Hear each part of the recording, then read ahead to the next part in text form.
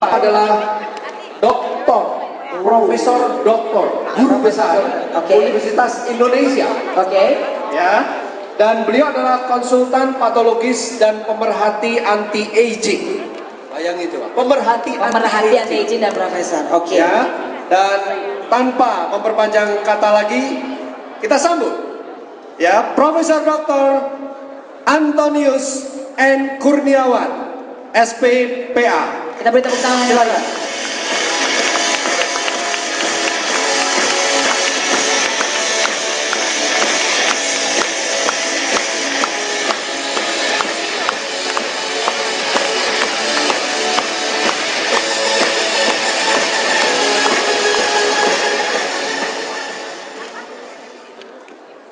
Baik, selamat pagi. Pagi ya, untuk YNS semua adalah pagi selalu, karena kita semua harus selalu siap untuk memulai hidup yang lebih baik.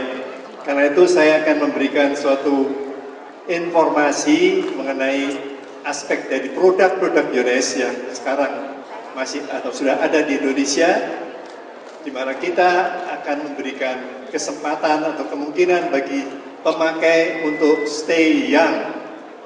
Kita tahu bahwa kita selalu akan bertambah umur setiap hari, tetapi jangan khawatir, dengan produk-produk YNS kita bisa memelihara tubuh dan pikiran kita sehingga tetap stay young. Sebelum kita mulai dengan young, itu kita harus tahu dulu kenapa kita menjadi tua. Walaupun umur panjang, tambah umur tiap hari, tapi kita juga terkena berbagai macam pengaruh-pengaruh dari luar tubuh kita maupun dari dalam tubuh kita sendiri. Sikapi dengan tepat, maka ini yang kita akan lihat. Orang bersenang-senang di matahari, tetapi mendapat risiko macam-macam dari sinar itu. Kita lihat gambaran ini tidak heran di Jakarta, namun di kota-kota besar lainnya, di mana kita diberi gratis berbagai macam asap, bukan hanya asap dari sekarang di Kalimantan dan Sumatera, tapi asap di jalan-jalan. Nah, ini dia bagi mereka yang masih suka menghembuskan tengkorak itu, mestinya semua kawula dari YNS tidak lagi menghembuskan seperti ini ya. Setuju? Bagus sekali. Karena ini akan memberikan dampak bagi kita sendiri maupun bagi orang-orang di sekitar kita. Kita tahu bahwa asap rokok itu mempunyai 3 macam akibat. Satu bagi diri sendiri yang disebut rokok yang aktif. Kedua bagi orang sekitar kita yang dekat, yaitu rokok pasif atau asap pasif. Dan ketiga adalah sisa dari rokok atau asap yang melekat pada benda-benda di sekitar kita, itu pun akan memberikan dampak bagi orang-orang yang pada waktu itu tidak di situ. Kemudian datang, bisa juga kena. Ya. Oke, ini kita juga lihat ada ibu yang terpaksa harus mencuci segala macam barang, makan mangkuk dan piringnya dan sebagian baju-bajunya di dalam air yang demikian rupanya. Dan ini kita lihat sayur yang kita makan sehari-hari, kalau kita tidak cermati adalah semacam ini. Akibatnya apa? Mungkin kita akan minum air yang seperti ini tanpa kita sadari. Nah, kita lihat tadi sinar, kembali pada sinar. Sinar matahari itu mempunyai 2 macam sinar, jenis sinar, yaitu yang dinamakan sinar ultraviolet A dan ultraviolet B. Yang A itu menembus sampai lapisan yang di dalam, yang B hanya lapisan di permukaan. Ini dia untuk jelasnya, A sampai lapisan dermis, lapisan di bawah epidermis. Epidermis adalah kulit luar yang kita lihat dari luar. Epidermis itu yang tipis, dermis yang lebih tebal, tapi cermat menjaga diri kita terhadap sinar-sinar dan segala macam polusi yang tadi.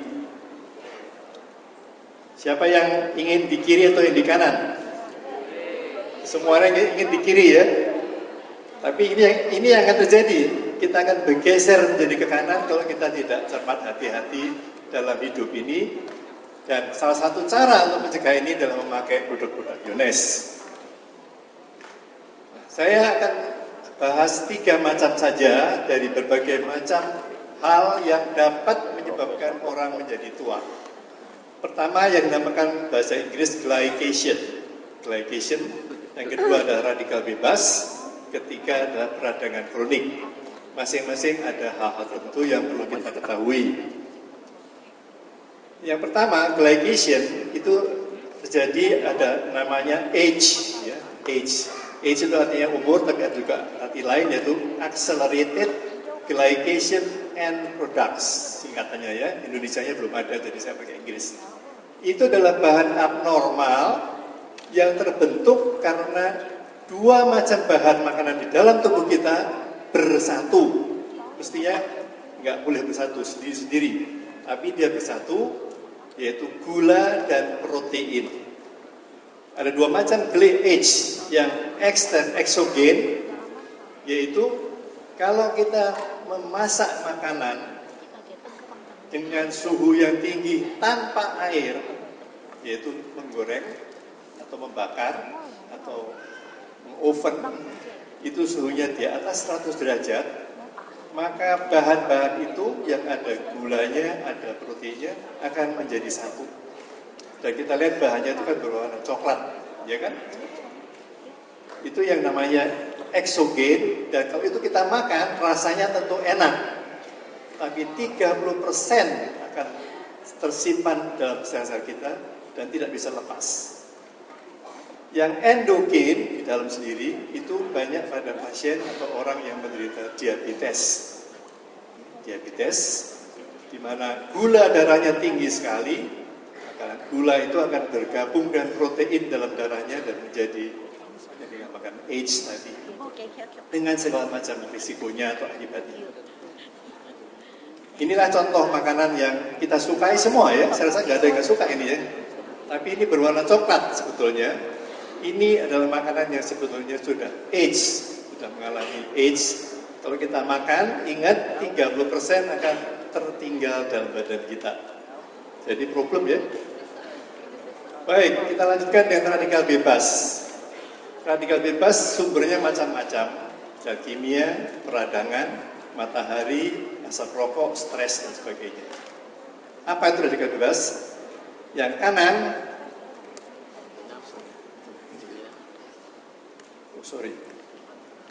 yang kanan adalah contoh suatu molekul yang dikitari inti di tengah dengan dikitari oleh elektron-elektron di luar. Selalu ada 2 elektron. Kalau radikal bebas itu elektronnya hanya 1, unpaired elektron, maka itu dia membutuhkan satu bahan lain untuk menetralisir yang dinamakan antioksidan. Jadi antioksidan akan memberikan elektronnya kepada radikal bebas sehingga radikal bebas ini tidak lagi mengganggu kita. Inilah contoh beberapa macam radikal bebas yang dapat timbul karena sinar ultraviolet, karena radiasi ionisasi, misalnya sinar röntgen, lalu karena rokok dan sebagainya. Dan akibat dari radikal bebas itu terjadilah namanya oksidatif stres. Tubuh kita mengalami stres karena adanya radikal bebas oksigen yang bermuatan kurang dari 2. Nah, akibatnya kita lihat di sana akan memberikan reaksi pada gangguan pada berbagai macam organ kita. Semua kita lihat dari gastrointestinal, eye, kidney, brain, joint, lung, dan sebagainya. Tidak ada yang bebas dari akibat dari oksidatif stres. Peradangan. Peradangan bukan berarti suatu infeksi atau suatu kebakaran, bukan. Peradangan adalah suatu proses di mana di dalam tubuh kita ada sesuatu yang semacam api tapi tidak menyala. Api yang tidak menyala, tapi ada di mana-mana. Salah satunya dalam jantung kita. Orang yang sakit jantung bukan karena kolesterol tinggi. Ini sudah dibantah dan sekarang sudah dinyatakan di Amerika sendiri. Mereka mengakui bahwa bukan kolesterol, tetapi sebetulnya ada peradangan dalam pembuluh darah di jantung. Jadi penting adalah kita menghindari menekan peradangan itu. Nah, akibat dari radikal bebas dan peradangan kita lihat pada gambar yang sebelah kiri, itu adalah DNA yang masih utuh sebagai suatu rangkaian yang double helix, ya, seperti cincin berpanjang yang double, dengan sambungan-sambungan di tengahnya. Kalau kena radikal bebas, maka terjadilah pemutusan, putus-putus tengahnya ini. Ini dinamakan damage pada DNA. Dan ini salah satu sumber terjadinya penuaan dan penyakit-penyakit pada usia yang tua. Kita lihat di sana juga gambaran yang lebih lanjut bahwa DNA damage itu akan mempengaruhi berbagai macam organ. Ini ada gambar, saya sudah tahu ya ini ya. Apa namanya ini? Telomer ya, telomer ya. Telomer adalah yang merah itu ya, merah telomer. Yang biru ungu adalah kromosom. Jadi ini adalah bagian dari DNA, yang ada dalam sel kita. Nah, kalau ini mengalami kerusakan, dalam arti telomernya menjadi pendek, maka akan terjadi juga suatu proses penuaan. Dan JNS sudah menyiapkan untuk ini, tapi sekarang tidak saya bahas karena memang belum. Ya. Jadi kita akan pada saatnya nanti kita akan bahas. Oke, saya rasa ini kita sudah lihat. Ibu ini usianya belumlah sampai 70, baru 50, tapi sudah kelihatan tua. Jadi beberapa gambar yang tua, saya rasa kita lihat di sini gambar orang yang menjadi tua karena proses penuaan yang tidak terkontrol. Ini lagi osteoporosis. Ini lagi orang-orang menjadi gendut. Yang kanan itu lihat apa itu ya? Mengintip dirinya sendiri ya.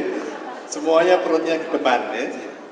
Ototnya mengecil, kekuatannya berkurang, tapi lemaknya bertambah ya. Nah, lemak, kolesterol dan sebagainya, tapi sekarang yang paling penting masih ada itu triglycerid. Itu tetap penting sebagai faktor risiko sakit jantung. Ya. Kolesterol tidaklah sepenting seperti dulu. Ini perlu dicamkan bagi kita semua ya. Yang lain tulang-tulang yang mengalami yang dinamakan osteoporosis atau tulang-tulang mengeropos, kemudian mudah fraktur atau patah tulang. Yang lain adalah dengan penuaan, walaupun usianya belum tua, akan timbul suatu keadaan di mana kualitas hidup itu akan menurun. Menurun macam-macam, cepat lelah, konsentrasi berpikir berkurang. Bagaimana kita mau build up bisnis kalau konsentrasi kita berkurang? Macam-macam akibatnya, contoh dari kualitas hidup yang menurun. Lalu kekurangan vitamin, karena kalau sudah menua, biasanya makanannya juga tidak cukup baik, sehingga vitamin berkurang, maka timbullah penyakit-penyakit yang biasanya disebut penyakit tua. Tapi itu bukan penyakit tua, itu adalah penyakit karena sel-selnya menjadi tua. Ya, berbeda ya. Atau begini, ya, umurnya panjang, tapi tiap kali didorong pakai kursi roda. Saya rasa nggak ada orang yang mau seperti ini ya. Nah, jadi bagaimana reverse the science of aging? Bagaimana caranya? Nah, JNS telah menyediakan produk-produknya. Mari kita lihat apa yang ada. Saya rasa kita semua sudah tahu Reserve yang dipelopori oleh Dr. Leonard Guarente dan David Sinclair dari Harvard. Ya. Kita tahu pula bahwa itu berbentuk gel sehingga mudah diminum dan penyerapannya cepat sekali, apalagi kalau diminum sebelum makan. Pada saat lambung masih kosong, pada saat itu penyerapannya akan paling baik. Ya.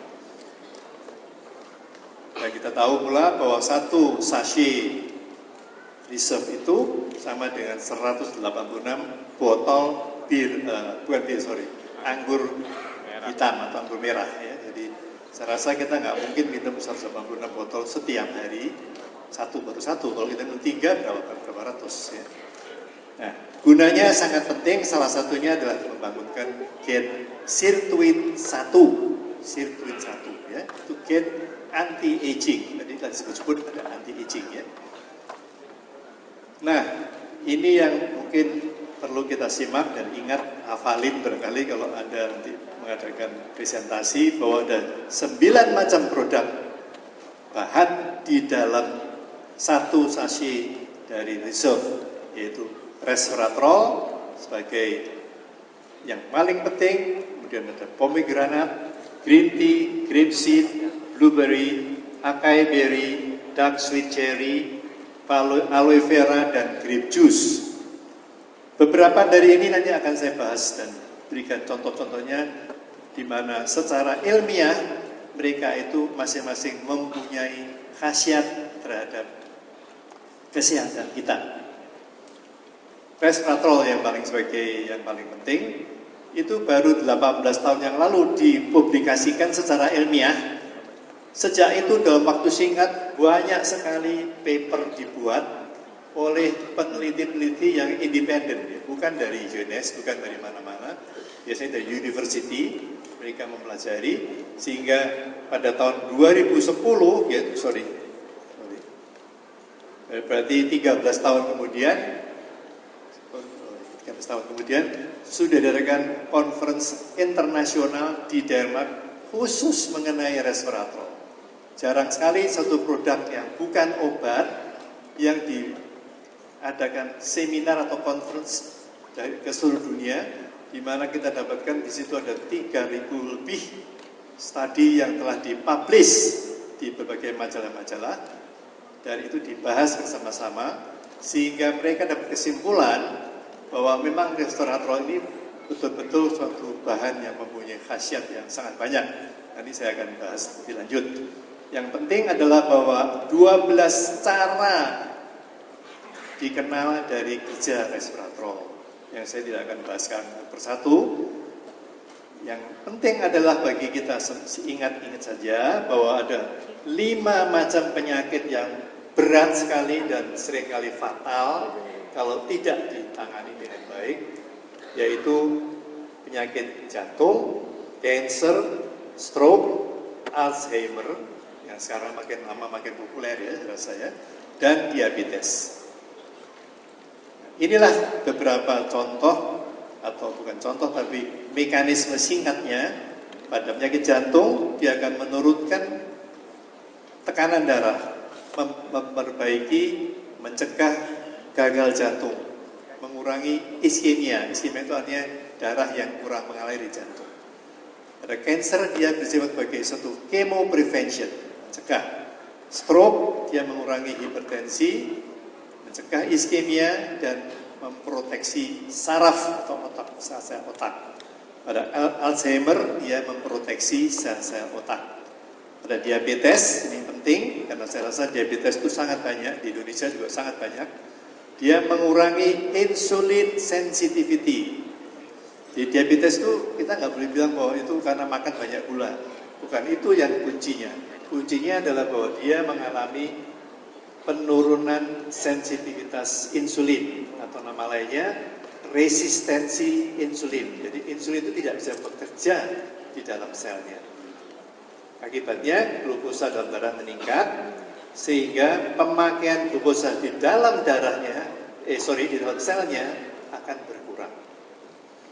Oke, sekaligus dia mengurangi obesity karena biasanya orang diabetes pun akan cenderung menjadi lebih gemuk. Nah, ini berikut ini saya akan singkat beberapa paper yang ilmiah yang menyatakan beberapa sifat positif keunggulan dari resveratrol. Dulu disebutkan bahwa resveratrol itu kalau diminum, begitu masuk dalam darah, langsung hilang. Hilang karena dia berubah sifat menjadi sulfat dan glukuronid, ini metabolismenya ya. Tapi kemudian diteliti lebih lanjut, ternyata begitu masuk dalam sel, muncul lagi resveratrol itu dan mulai bekerja. Jadi yang mula-mula dikira dalam darah hilang itu hilang, ternyata tidak. Dia menjadi lagi. Ini penting sekali. Jadi berarti jangan khawatir, kita minum resveratrol, dia tetap akan ada dalam sel kita dan mulai bekerja. Berikutnya itu mempunyai efek terhadap kanker yang diteliti khusus karena minum alkohol kebanyakan. Itu banyak sekali, tidak di sini mungkin tidak banyak, tapi di luar negeri kanker kepala dan leher, termasuk di mulut, tenggorokan, karena alkohol kebanyakan. ternyata resveratrol dapat melindungi kanker semacam ini. Berikutnya adalah penting, saya kira penting mempertahankan memori kita. Ya. Memori kita penting. Kita harus ingat berapa orang member kita dan sebagainya. Semua harus kita ingat. Tapi penelitiannya ini memang pada tikus, ya nggak apa-apa. Tapi tikus itu memang mudah dicoba-coba. Kalau orang kan nggak bisa dicoba-coba. Ya. Ternyata terbukti pada tikus itu meningkat. Jadi kalau begitu berarti analoginya pada manusia akan meningkat. Dan kemudian ternyata memang neurogenesis itu artinya sel-sel otak yang baru itu akan bertambah banyak. Dan memang belum lama ini ada suatu statement di Amerika, dari penelitian di California, bahwa setiap hari, tidak peduli umurnya, selalu ada 700 sel otak yang baru terbentuk. Jadi jangan khawatir, meskipun kita sudah berumur, orang dulu berpikir udah umur, otaknya udah melisut, mengecil, maka jumlahnya makin lama makin habis. Ternyata ada suatu pembentukan yang baru. Nah, apalagi kalau ditambahi dengan resveratrol. Kemudian banyak orang menderita penyakit gangguan pada usus besar, ya namanya radang kronik pada kolon. Banyak sekali kalau Anda perhatikan, ada orang-orang yang Anda hubungi nanti selain mengalami gangguan usus besar, maka resveratrol juga akan membantu meringankan ini. Nah, ini yang saya rasa penting bagi kita, sudah dibuktikan bahwa ini dibuktikan secara saintifik ya, bahwa dia merupakan bahan anti-aging pada manusia karena dia dapat mencegah penyakit, karena itu diberikan tidak hanya pada orang yang sakit, orang sehat pun bisa diberikan dan perlu, dan meningkatkan kesehatannya, tidak hanya mencegah penyakit, malah lebih sehat. Orang yang sudah tua tentu mobilitasnya terganggu, nggak bisa jalan cepat, gampang jatuh dan sebagainya, maka resveratrol juga akan menjaga mobilitas itu supaya lebih stabil, tidak mudah jatuh. Lalu payudara, kanker payudara saya rasa juga banyak sekarang. Kalau kita lihat di koran, di media massa, banyak sekali simposium gerakan untuk kanker payudara. Tapi tidak ada menyebut resveratrol. Mereka nggak tahu itu. Nah, Anda sekalian tahu sekarang bahwa resveratrol itu membantu untuk melawan kanker payudara. Ya, jadi harapan akan lebih baik. Kemudian sekarang sedikit mengenai green tea. Green tea itu juga penting dan ada di dalam reserve. Green tea juga bekerja pada kanker paru. Pada diabetes pun membantu sekali ya.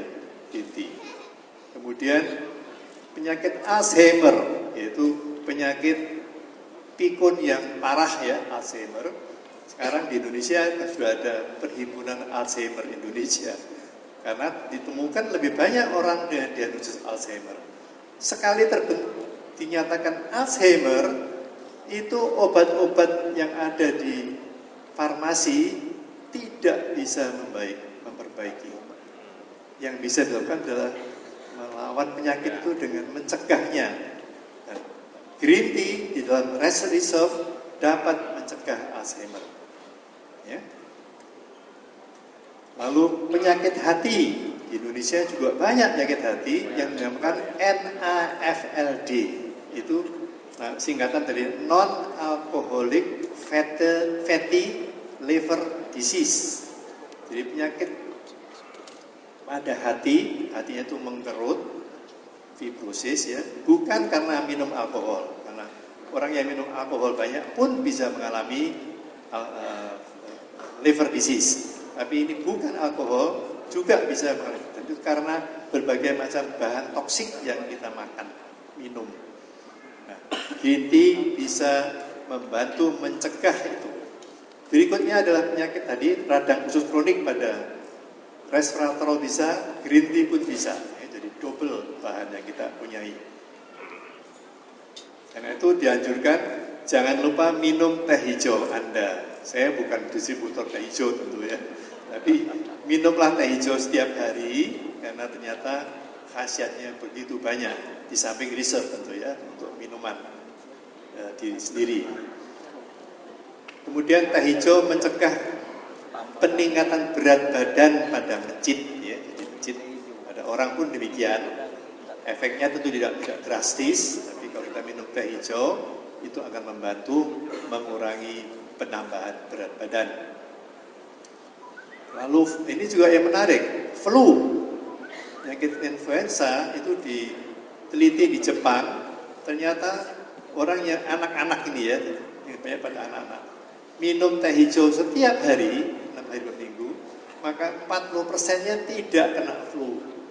Jadi protektif ya. Lagi-lagi pada orang tua yang mengalami disabilitas, artinya mengalami gangguan pada tubuhnya, dan itu tidak hanya jatuh, tapi bisa juga gangguan kognitif, artinya daya pikir, daya ingat, osteoporosis, stroke, patah tulang, depresi, dapat dikurangi dengan minum teh hijau, dan tentu dengan minum reserve di dalamnya. Pada penyakit leukemia, saya semua tahu leukemia itu penyakit darah yang seringkali fatal, ya. Tapi dengan teh hijau itu akan ada manfaatnya, dan ini memang mungkin belum dimanfaatkan oleh para dokter di rumah-rumah sakit. Penyakit autoimun juga makin lama makin banyak sekarang ini. Saya sering dapat konsultasi mengenai penyakit autoimun ini. Ternyata dengan teh hijau dalam reserve juga bisa mengurangi. Ya.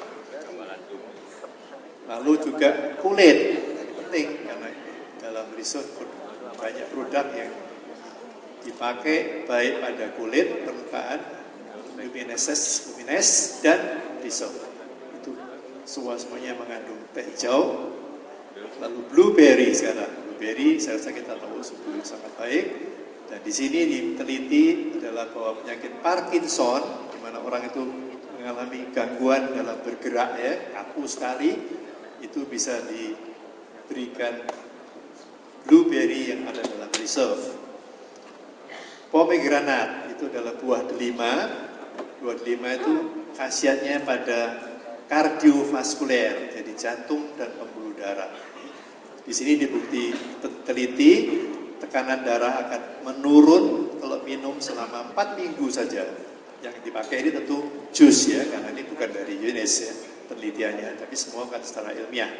Jadi selain ini ada penelitian lain yang saya tidak cantumkan di sini, yaitu bahwa pembuluh darah di karotis, yaitu pembuluh darah arteri di leher yang menuju ke otak, itu supply otak dari situ, itu pada orang yang sudah mengalami aterosklerosis, artinya mengeras, mengkaku pembuluh darahnya, diberikan jus pomegranate.